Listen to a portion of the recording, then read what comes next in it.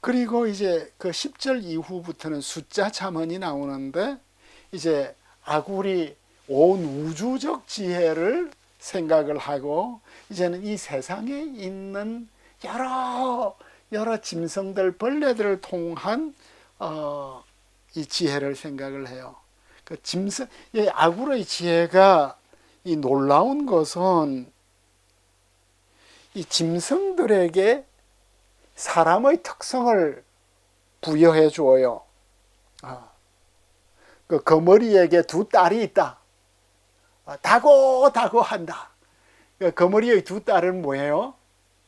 날 달라고만 하는 이 거머리 같은 인간들, 피만 빨아먹으려고 하는, 왜 두 딸이에요? 거머리는 위에서도 빨아먹고 아래에서도 빨아먹으니까 두 딸이라고 하는데, 딸이라고 해서 죄송하네요. 두 아들이 있다고 했으면 좋겠구만. 하여간 그러니까 이게 이제 지혜 문학이에요. 짐승을 통해서 교훈을 하는. 그 예수님도 참 지혜자죠. 공중에 나는 새를 보라. 심지도 않고 거두지도 않고 창고도 없지만 아버지가 다 먹이시지 않냐?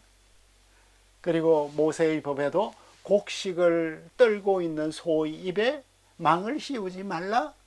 이런 말씀, 이런 것도 다 짐승을 통해서 우리에게 이제 교훈을 해주고 있죠. 있는데 이제 아굴이 여기에서 이제 거머리를 통해서 이 세상에는 만족하지 못하는 인간들이 있다. 만족의 이 끝이 없는 탐심, 탐심에 대한 이야기를 하고, 그 다음에 30장 17절에 가면 아버지를 조롱하고 어머니 순종하지 않는 자의 눈이 까마귀하고 독수리에게 파먹히는 끔찍한 이야기인데, 그러니까 이건 뭐예요? 새들이 도덕적 경계를 침범하는 인간들을 심판하고 있는 모습이에요. 그리고 이제 18절에서 20절로 넘어가면 길이 5번 나오는데, 이 세상에 우리가 참 알기 힘든 길들이 너무나 많다. 이 독수리의 길을 우리는 모른다. 독수리, 그러니까 아굴이 깊은 그 계곡에 가서 독수리가 비상하는 것을 본 것 같아요. 아이들과 함께. 너무나 우아하고 멋지게 비상하는. 근데 그 길을 우리가 알지 못하는 이런 여러 가지 길들을 소개를 하는데, 여기에서 남자와 여자가 함께한 자취가 좀 특별한 것 같아요. 남자와 여자가 함께한 이 자취를 어떻게 우리는 이해를 해야 되죠? 성적인 관계를 가진 것인데 왜 아굴이 이것을 이야기를 할까요? 남자와 여자가 서로에게 끌리는 것도 신비가 아니냐? 참 신비롭다. 그래서 아이가 태어나는 신비가 생기지 않냐? 그 하나님이 우리에게 주신 사랑은 신비롭고 아름다운 것이다. 그런데 제일 이해하기 어려운 길은 음녀의 자취다. 이 앞에 있는 4가지 신비롭고 아름다운 자취에서 벗어난, 그 길에서 벗어난 길도 이 세상에는 있는데 대표적으로 음녀의 자취 같다. 관계를 하고도 부정하고 뻔뻔한 이런 모습. 그리고 30장 21절에서 23절로 넘어가면 세상을 뒤집어 엎는 일들이 있다. 세상을 진동시키는 일이 있다. 그 가운데 1번이 뭐예요? 종이 임금된 일이다. 그러니까 종이 임금이 되었으니까 뭐 이 종은 신하일 수도 있지만 전혀 준비가 안 된 종이 나라를 다스리게 되었다. 이 세상이 어떻게 되겠냐? 이 세상이 도대체 어떻게 되겠냐? 우리가 지도자를 잘못 뽑으면 이 나라가 어떻게 되겠냐? 폭망이다, 폭망. 모든 정상적 질서가 교란될 것이다. 사람들은 환멸을 느낄 것이다. 그리고 마지막 네 번째로 계집종이 주모를 이었다. 여기에서 여주인을 잇는다는 것은 야라쉰데 상속한다.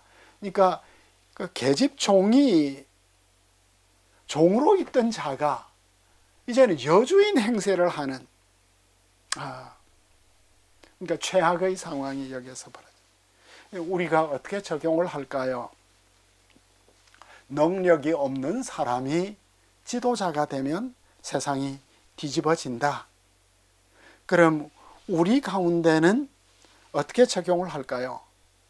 우리의 능력이, 우리의 인물됨이 아무데나 다 적합한 것은 아니다. 지금 나이가 이제 많이 드신 분들은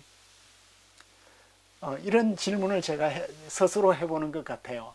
저에게, 야, 아직도 내가 못 이룬 꿈이 있어서 아쉬움이 남아있나? 이런 질문. 김수환 추기경이 돌아가실 때 내게 아쉬움이 없으라 하는 이 고백, 시편 23편 1절을 말했는데, 내게도 못다 이룬 꿈이 있어서 아쉬움이 있나 생각을 해 보면서 이 잠언의 말씀을 읽으면서 이런 생각이 들었습니다. 내가 못다 이루었다는 그 꿈의 자리가 내게 적합한 자리였을까? 이런 질문. 내가 정말 원하는 자리였을까? 내게 어울리는 자리였을까? 아닌 것 같아요. 그죠? 그래서 내 고백은 뭐냐면, 하나님은 나에게 가장 적합하고 알맞은 자리를 주셨구나. 그래서 나는 내게 능력 주시는 자 안에서 내가 무엇이든지 다 할 수 있다. 이것은 그렇게 좋은 기독교 정신이 아닌 것 같습니다. 누구나 다스리는 자리에 함부로 나가지 말라. 그 다음에 30장 24절에서 28절로 넘어가면 이 세상에 신비들이 많은데 가장 작지만 이와 동시에 이루 말할 수 없이 지혜로운 짐승들이 있다. 그래서 작은 것 속에서도 우리가 소외했고 안 보던 것들에도 지혜는 얼마든지 있다. 아직도 우리가 발견할 새로운 아이템들은 얼마든지 있다. 열악한 신체 조건에도 불구하고 자신의 부족과 한계를 충분히 보충하고도 남는 지혜를 하나님은 자신의 피조물들에게 주셨다. 그리고 마지막으로 위풍당당하게 걷는 짐승 넷을, 그러니까 동물들의 프레이드를, 사자와 수탉과 수염소를 이렇게 한 이후에 마지막 왕의 행차가 그러하다. 왕은 역시 무섭다. 그 말하고 있습니다.